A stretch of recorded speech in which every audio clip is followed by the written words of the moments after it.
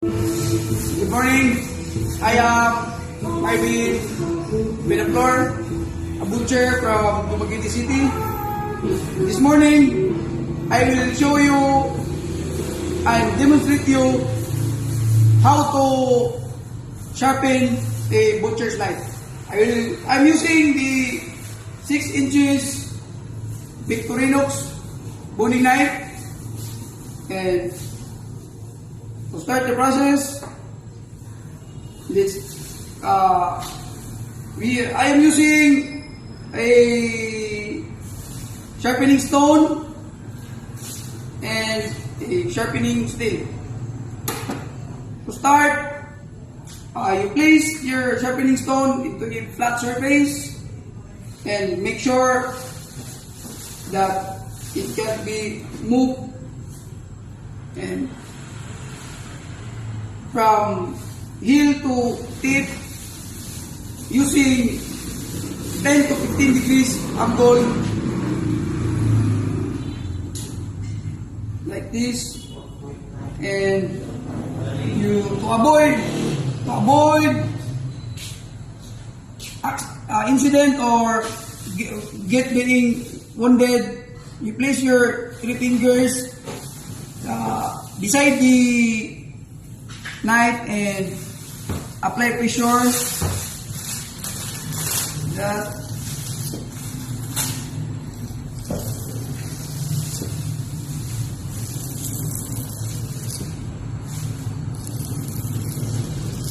reverse.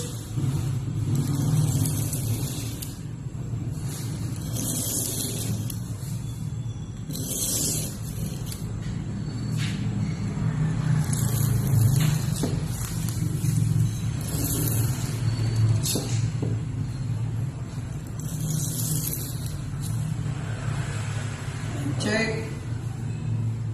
After that, we go to this is the coarse side of the sharpening stone, and we'll proceed to the fine sides of the sharpening stone.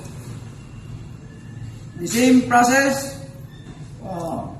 Put the 3 fingers beside the knife and maintaining a 10 to 15 degrees angle, and proceed the process. Apply pressure.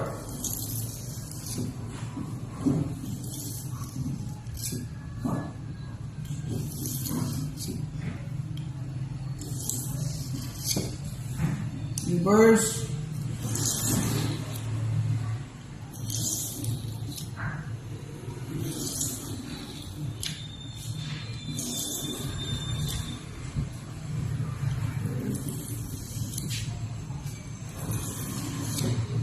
Check.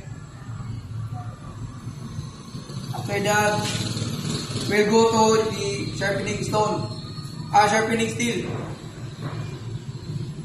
At the same angle, 10 to 15 degrees, from heel to tip.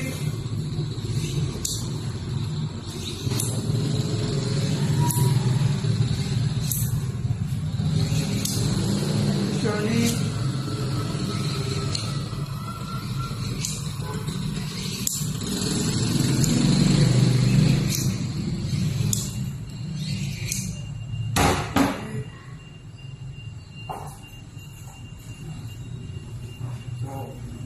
Make sure before you proceed to cutting, you make sure that your knife is sharpened carefully and properly.